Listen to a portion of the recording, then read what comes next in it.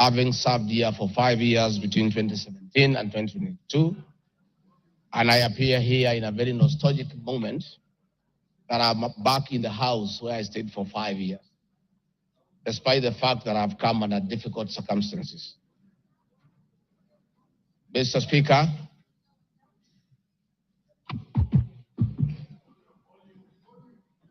maybe the sound people, is that okay now?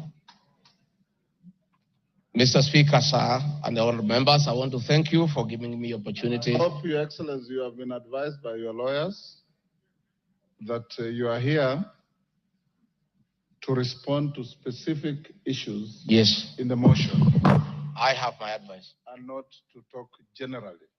I know. Yeah, so rules of relevance will still apply to you as they apply to all members. Mr. Speaker, the motion before this great house alleges that 2 years ago, since assuming office, I have acquired property and wealth whose estimated value of 5.2 billion shillings. A significant number of properties to which this sum of 5.2 billion is erroneously and maliciously attached belongs to my late brother, the late Honorable James Gachagua, and as demonstrated by his will, a copy of which is attached. The fact as follows. Olive Garden, my response. The allegation that I own the Olive Garden Hotel is false. The truth is that Olive Garden Hotel used to belong to my deceased brother, the late Honorable James Gachagua, and therefore has never been my property. This is information that most of you may be aware as it is in public domain. Upon his demise, my late brother left a will in which, in his recognition that I can take care of his family, he appointed me as one of the executors of his estate. In the said will, my late brother directed the hotel should be sold, among other properties, and proceeds distributed as per the will. I'm also listed as a beneficiary together with other persons named therein. In accordance with these instructions, the hotel was sold by the executors to a third party. Owing to the above, I do not own the hotel and have never owned it contrary to accusation in the motion.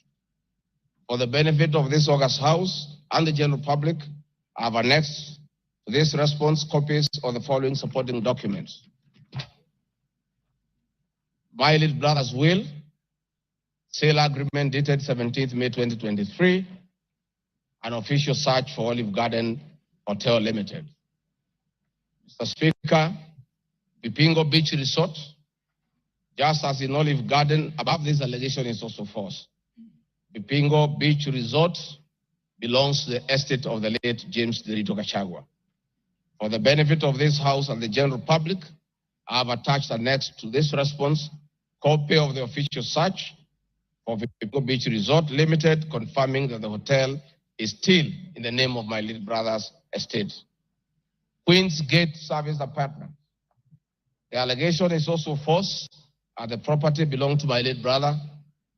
Queen's Gate Service Apartments, registered in the name of Pipingo Beach Resort Limited, was sold to Cooperative Bank of Kenya Limited, Staff Retirement Benefits Scheme, as evidenced by the agreement for the dated 4th May 2022 and a transfer dated 5th October 2022, marks Annex RG6.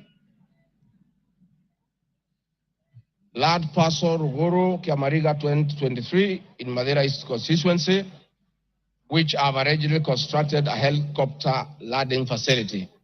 My response is, I do confirm that I own the above referenced property, which is approximately 2.5 acres in size, and which I have planted napier grass for my dairy cows.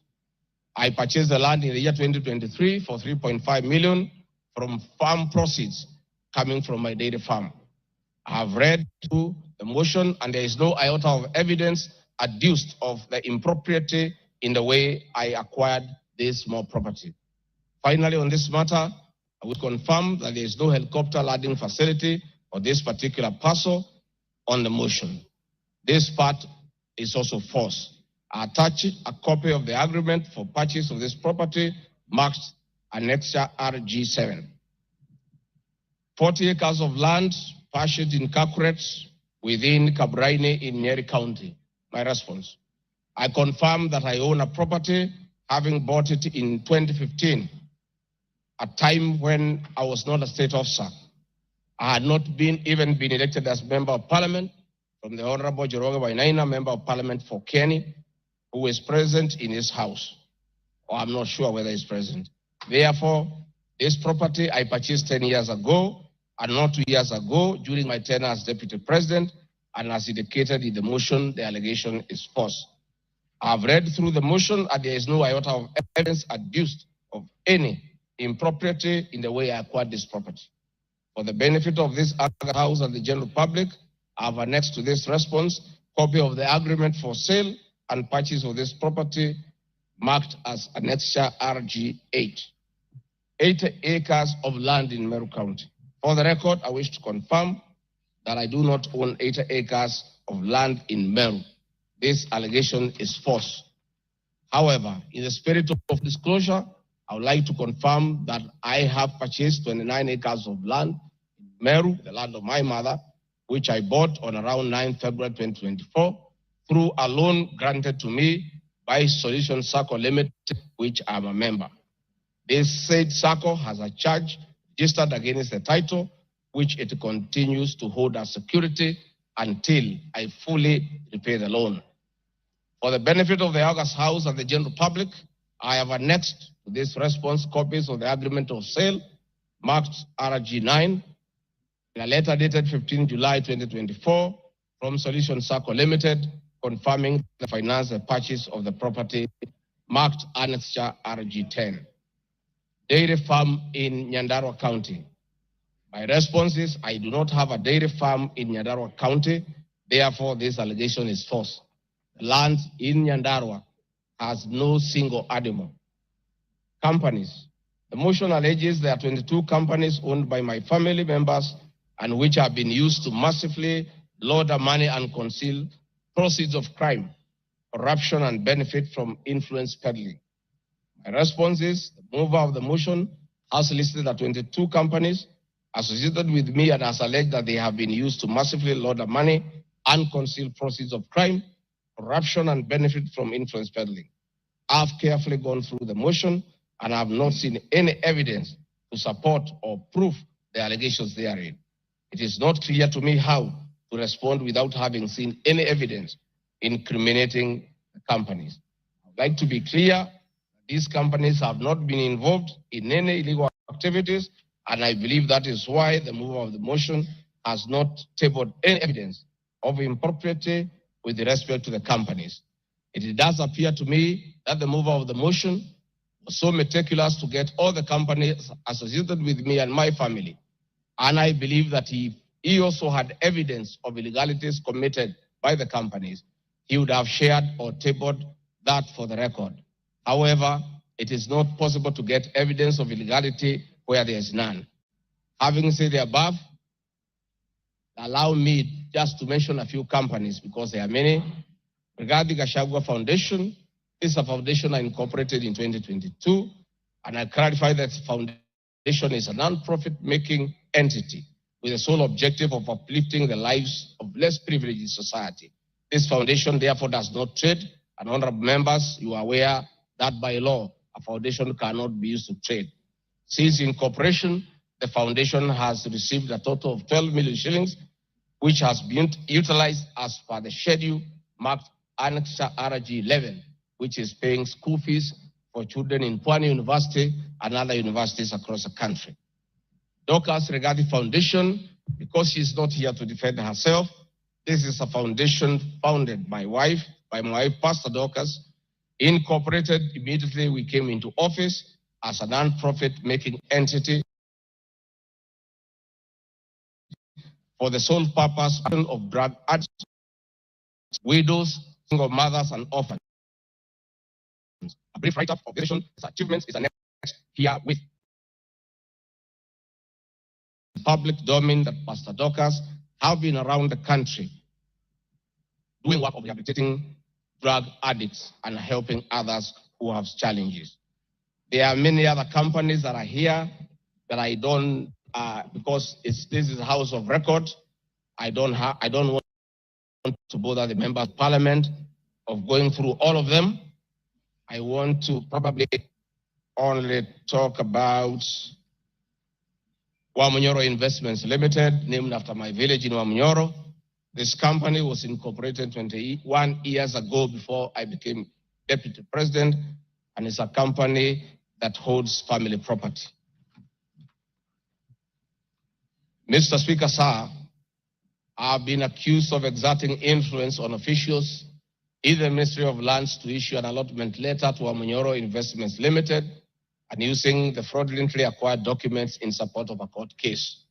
My response, Mr. Speaker, sir, and honorable members, I wish to confirm that Wamunyoro Investments Limited has never been issued with any letter of allotment for land in Embakasi. Wamunyoro Investments Limited purchased this land from a third party in the year 2012. The company's ownership of this property has been confirmed through two legal processes. One, a case was filed before the National Land Commission in the year 2016, adjudicated, and a determination was made that this property belongs to Wamunyoro Investments Limited. That was long before I became the Deputy President of the Republic of Kenya. Again, a matter was filed in High Court, case ELC, case number E242 of 2022, which was filed before I became Deputy President. All the documents filed in support of this case were filed in court before I became Deputy President.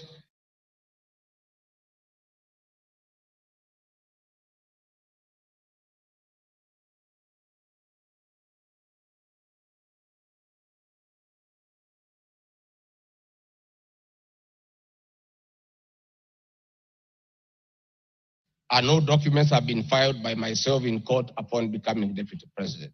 This being the case, it is not true that I have used my office as Deputy President to manufacture documents filed in this matter. The High Court found that this land legally belongs to Wamunyoro Investment Limited and issued the appropriate direction. This matter has since been challenged in the Court of Appeal. I invite the honorable member who may want to be enjoined in this case to have the liberty to do so. Mr. Speaker, sir, I have been accused in the irregular procurement of mosquito nets at a cost of 3.7 billion. In response to paragraph 45, ground 7 at page 23 and 42, paragraph 78 and ground 11 and page 36, 37 or 42 of the impeachment motion, I wish to respond as follows. It is not true, as claimed in paragraph 3 of the witness affidavit of Andrew Mulwa, that I was involved in the KEMSA 3.7 billion irregular procurement of malaria nets, either directly or through proxy. Further, Shobika Impex Limited was not awarded the subject tender as the acting director of procurement, Dr. Justice Kinoti, by letter 5th May 2023, formally notified Shobika Impex Limited that its bid was unsuccessful because its tender security was not paginated and the tender was hence non-responsive.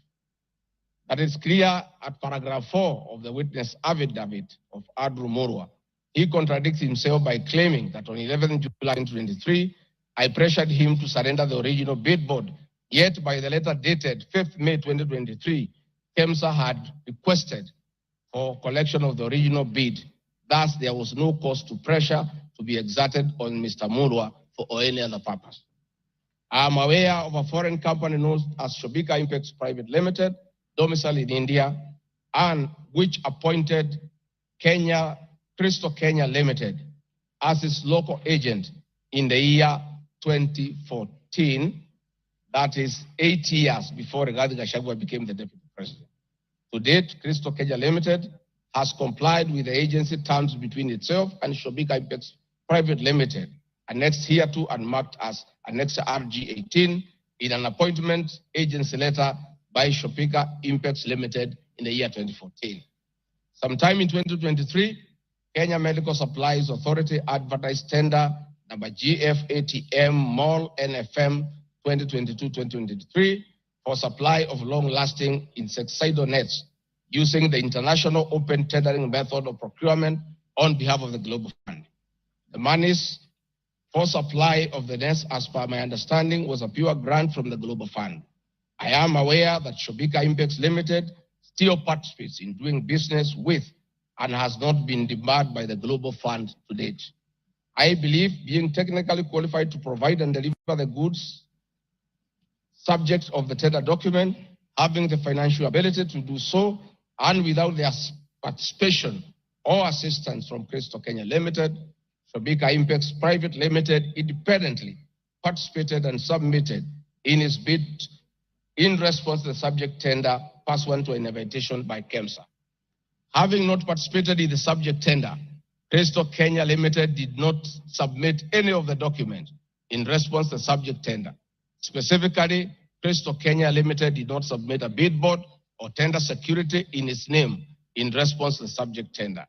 It is therefore not true that Crystal Kenya submitted a fake bid board with an intention to fraudulently acquire public property. It is also not true that with my sons, I used Crystal Kenya to massively launder money, conceal proceeds of crime, engage in corruption, and benefit from influence peddling. Subsequently, by the letter 5th May 2023, KEMSA notified Shobika Impex Limited that it was not successful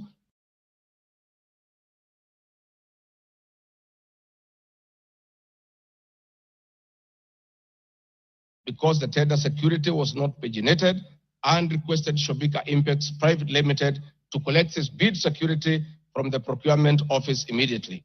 Annexed here to and marked Annexure RG19 is a said letter by KEMSA dated 5th May 2023.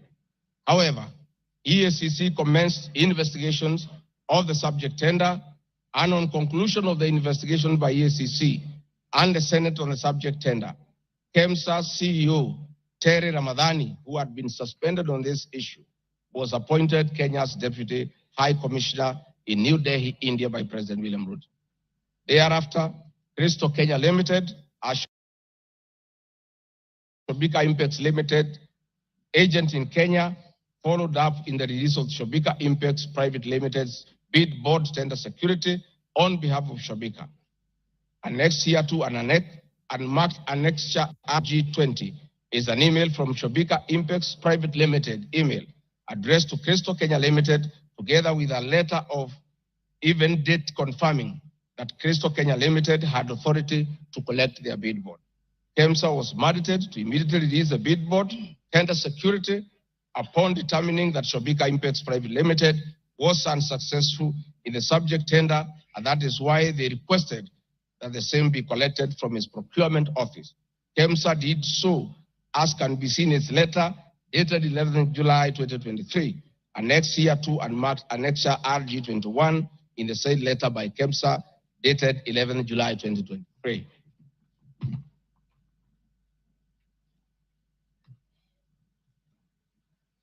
Mr. Speaker, noting that Shobika Impex Private Limited was not successful, it did not supply any goods and it did not receive any public funds in payment thereof with respect to the subject tender.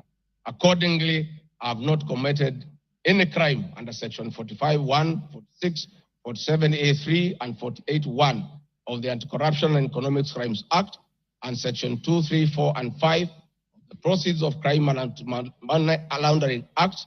Further, I have not breached Section 34 of the Leadership and Integrity Act, for I did not bully any state or public officer with respect to the subject tender, and specifically, no evidence has been tendered to support the allegation at paragraph 78C of ground 11 at page 37 of 42 of the motion, which alleges that I summoned procurement officers in ministries and institutions, instructing them to direct procurement of goods and services in a specific manner.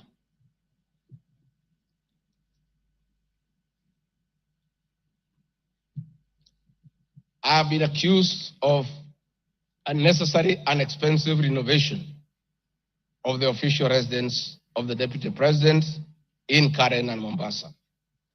Mr. Speaker, firstly, I would like to state that funds for the renovation of the official residence were approved and allocated by this Honorable House based on the fact that the premises had been neglected for a very long time when Dr. William Ruto was Deputy President. It cannot be fair that this House will proceed to impeach me because of an action that these honorable members have approved by way of appropriating monies for their renovations. Mr. Speaker, the contract for the refurbishment of the official residence of the Deputy President, dated 22nd December 2022, was signed by Honorable Katole Metito, Controller of State House, Office of the President, and Agrobic Investment Limited that was awarded the tender because the Controller of State House at that time was the accounting officer in charge of the Office of the Deputy President. The report of the Auditor General, Mrs.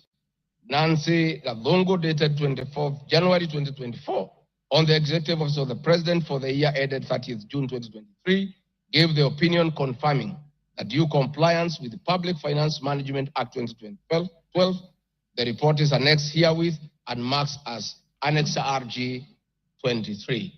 I would also like to add that the Deputy President, as Deputy President, I am not involved in procurement processes of my office, whether directly or indirectly.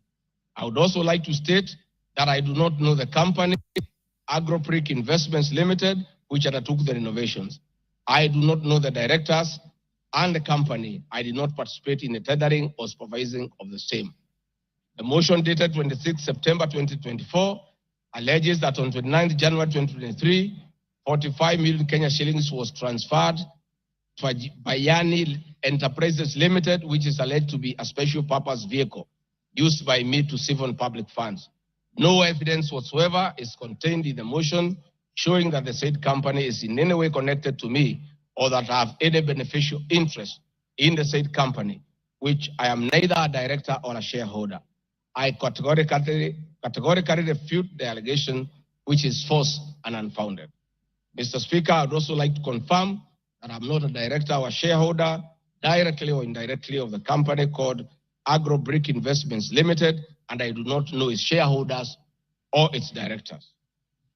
Mr. Speaker, there's an allegation of dubiously acquiring substantial portion of the sum of 100 billion paid to Lusona Events Limited. My response, Mr. Speaker, just like in the above matter, I have read the motion and I would like to state that there is no evidence that this company is linked to me.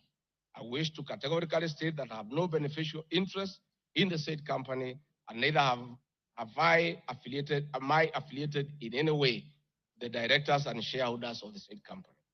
I would also like to state that I'm not a director or a shareholder of the company and do not know its shareholders or its directors. I do not sit in a tendering committee. I am not the accounting officer of the Office of the Deputy President. I have also not had any complaints against the manner in which the company undertook the work. I am unable to confirm the allegations on funds withdrawn from the account of the company since I'm not a signatory to its account. I am not associated with the company in any way whatsoever. Mr. Speaker, the motion dated 26 September 2024 claims that I am reasonably suspected to be the principal beneficiary of the dubious transactions. However, Mr. Speaker, no evidence has been adduced or annexed to the motion to give credit to the allegations or suspicion. I categorically refute acquiring or benefiting from any funds paid to Lusona Events Limited.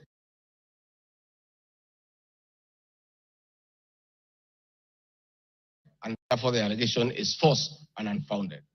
Mr. Speaker, I have been accused of siphoning money through St. Nicholas Rehabilitation and Industrial Training Institute Limited. My response, Mr. Speaker, is that the motion dated 26 September 2024 makes the claim that a payment of 21 million was made to a company called St. Nicholas Rehabilitation Center and Psychiatric Hospital. Then subsequently payment was made to Umalari Motors Limited. The motion claims that it is suspected that the entire transaction was used by me to siphon public funds and the payments typify money laundering transaction. I am not a director or shareholder of this company and I've never received any payments from this company. Similarly, I'm not affiliated or related to the shareholders and directors of the two companies. No evidence has been annexed to the motion showing that I was a beneficiary of the funds paid as alleged. I wish to point out that I'm not the accounting officer in the office of the Deputy President, and I'm not aware that the payments made to this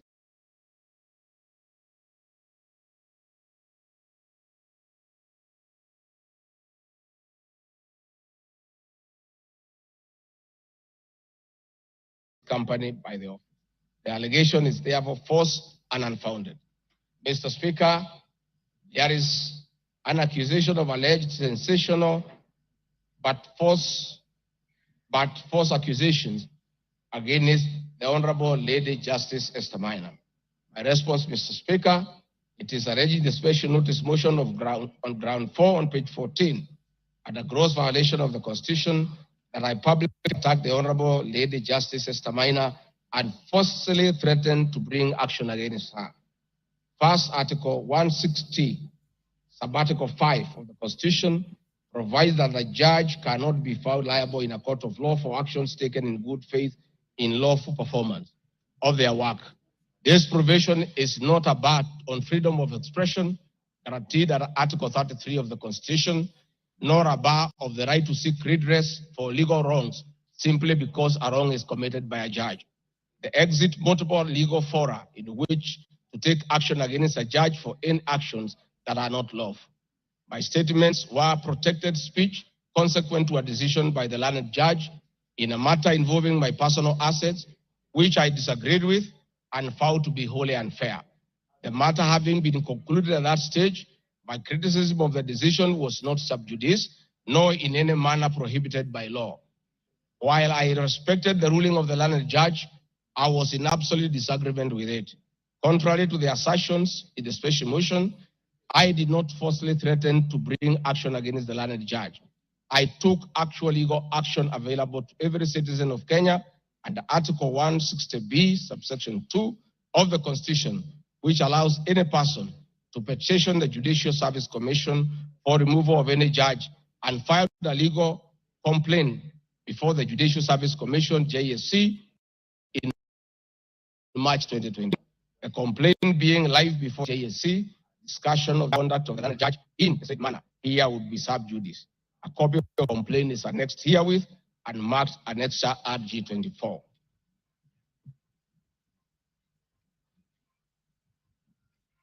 Mr. Speaker, I have been accused of diverting materials meant for construction of Kilifi Malindi Highway to tarmac a private road to Vipingo Beach Resort. My response, Mr. Speaker, I reiterate that Vipingo Beach Resort is registered in the name of the estate of my late brother, Honorable James Gachagua. Number two, the facts are as follows. King Charles III visited Kenya between 30th October 2023 and 30th November 2024. During his state visit, one of the designated places where King Charles III was to visit was Kuruitu Marine Conservancy, which shares a road with Vipingo Beach Resort. I have annexed a copy of the program for the state visit to Kenya by King Charles III, marked as Annex RG 25, at page 13 on items 63 and 64, shows his departure and arrival at Kuruitu Marine Conservancy. There are several media reports confirming the visit by King Charles III to Kuruitu Marine Conservancy. I've annexed extracts of the media reports by the Star newspaper dated 7 November and by African News marked as Annexure RG 26. My understanding is that the road to Kuruitu Marine Conservancy was upgraded in respect of this visit, which also to benefit the local community, including amenities like Cheriani Secondary School, Cheriani Primary School, a mosque and a public market as part of the corporate social responsibility.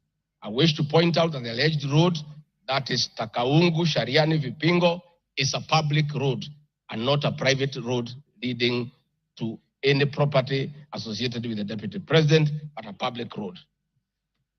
Mr. Speaker, I've been accused of undermining the President and the Cabinet by allegedly making contradictory public statements from the position taken by Cabinet regarding the evacuation of the people residing along the Nairobi River. My response, Mr. Speaker, is that Article 147 of the Constitution provides that the Deputy President shall be the principal assistant of the President and shall deputize the President in execution of the President's function. Article 28, which states that every person has inherent dignity and the right to have the dignity respected and protected. Article 29C, Mr. Speaker, states that every person has the right to freedom and security of the person, which includes the right not to be subjected to any form of violence from either public or private sources. Section 15G1 of the Land Act states that notwithstanding any provision to the contrary in this act or in any other written law, all eviction shall be carried out in a strict accordance with the following procedure. Be preceded by proper identification of this taking part in eviction or demolition. Be preceded by the presentation of formal authorizations for action. C, where groups of people are involved, government officials or their representatives be present during an eviction. D, be carried out in a manner that respects the dignity, right to life and security of those affected. E, include special measures to ensure effective protection to groups of people who are vulnerable, such as women, children, the elderly, and persons with disabilities, including special measures to ensure that there is no arbitrary deprivation of property or possessions as a result of the eviction. This includes mechanisms to protect property and possessions left behind involuntarily from destruction, to respect the principles of necessity and proportionality during the use of force, and give the affected persons the first priority to demolish and salvage their property. Critically, our Constitution provides at 147(2) that first the Deputy President shall perform the functions conferred by this Constitution and any other functions assigned by the President. Pursuant to Article 3 of the Constitution, I, as well as every other citizen of Kenya, and state or public officers have an obligation to respect, uphold, and defend this Constitution in performing any of my functions. This, the national values and principles of governance contained in Article 10 of the Constitution, by those state organs, public officers, and all persons, including myself as Deputy President, wherever we make or implement public policy decisions. In addition to this matter, Mr. Speaker, these national values and procedures include the rule of law, democracy and participation of the people, human dignity, equity, social justice, inclusiveness, equality, human rights, non-discrimination, and protection of the marginalized. Adherence to these principles become extremely important when we as state officers are contemplating legal evacuation of citizens with a duty to avoid inhuman forced eviction that will be contrary to our Constitution and international law. While campaigning with President William Ruto, and subsequently when I was sworn in as Deputy President, the President and I promised as a key pillar of the Kenya Kwanza government that there will be no forced or unlawful evictions and that all evictions will be human and entail legal compensation. Mr. Speaker, the Office of the Deputy President has undertaken extensive engagement with all parties in regard to cabinet decisions on eviction, which I fully support, including the Nairobi River, which is an entity under the Office of the Deputy President and the County Government of Nairobi. Adherence to these principles become extremely important when we, as state officers, are contemplating legal evacuation of citizens with a duty to avoid inhuman forced evictions that will be contrary to our Constitution and international law. Guideline number 6 of the United Nations General Assembly guidelines for the implementation of the rights to adequate housing prohibits forced evictions, and that the state should ensure that any eviction under domestic law are fully compliant with international law. The guidelines further require meaningful engagement with communities to ensure that the rights of residents are implemented cooperatively without the need for eviction procedures or police enforcement. Mr. Speaker, I have supported the implementation of government directives on the eviction, save for the fact that on being informed that the persons residing along Nairobi River would be evicted and paid 10,000 shillings only, which I and many other Kenyans felt was inadequate compensation for eviction. I insisted that the government should abide by the constitutional dictates and international norms while implementing any cabinet decisions, including eviction, and maintain the dignity of the citizens of Kenyans facing eviction. My statements did not and cannot be construed to undermine the president by insisting that people should not be evicted inhumanly and without adequate compensation. Mr. Speaker, I've been accused of undermining devolution by allegedly holding a meeting in Nairobi Wakulima Market. The motion alleges that on 28 September 2024, I unlawfully interfered with the running of the Nairobi City County government by holding a public rally where I allegedly incited citizens against lawful directives of the county government on planning and allocation of markets. My response, Mr. Speaker, is that the motion alleges that on September 2024, I unlawfully interfered with the running of the Nairobi City County government by allegedly inciting citizens against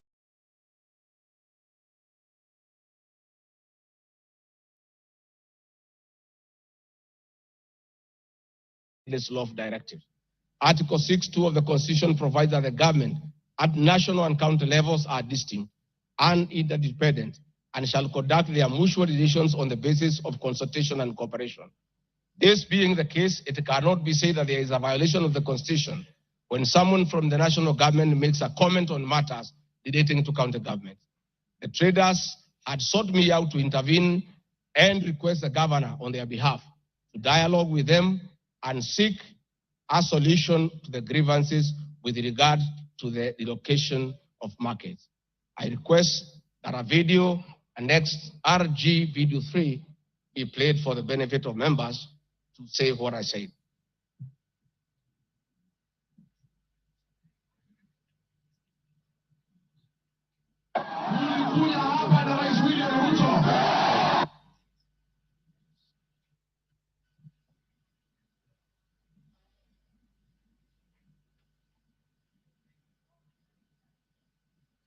Please play the video for us.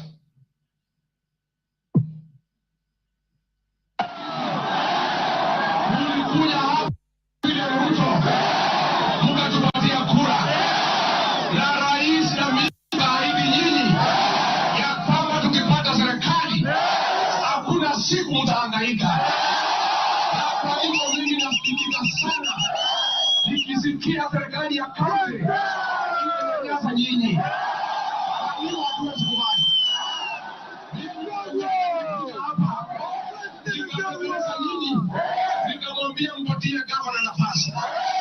Gavana wetu Sakaja tukakubaliana ya kwamba akiwa gavana wa Nairobi, Rais William Ruto akiweko, mdogo wake, wafanyabiashara wetu watapata nafasi ya kufanya kazi yao. Na mimi nataka kuomba kwa heshima. Wale wote ambao tumepatiwa nafasi ya uongozi na Wakenya, tukumbuke ya kwamba tulipata nafasi ya kuongoza kupitia kwa kura ya wananchi. Na tukumbuke ya kwamba wakubwa wetu, wadosi wetu ni Wakenya. Na hakuna siku tunaweza geuka Wakenya. Sababu walitupatia nafasi ya uongozi. Si nyinyi mlituandika kazi. Kwa hivyo mimi niseme, niliuliza gavana mketi chini, kuwe na mazungumzo, kuwe na maelewano. Watu ni wananchi, na wananchi ni watu ya kusikizwa. Mimi niko hapa kumhakikishia ya kwamba nimemuuliza gavana kwa heshima, na mimi sina kiburi. Mimi namuomba akiwa kiongozi wetu hapa Nairobi, asikuwe mtu ya kugeuka watu.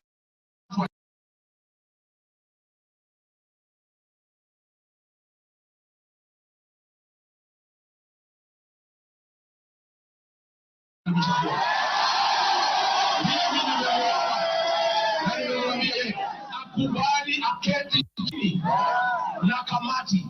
Hii soko ime... Thank you, Mr. Speaker. My counsel has just drawn my attention that in my earlier explanation on Nairobi River, I have a video 1 and 2 that I would like you to play so that I buttress my point on what I meant. This video 1 and 2. For Kenya to work hard. We don't have a choice. Once we try to fix this economy and create a good working environment where we don't criminalize enterprise, where ordinary Kenyans are allowed to work, where businessmen are not harassed by KRA,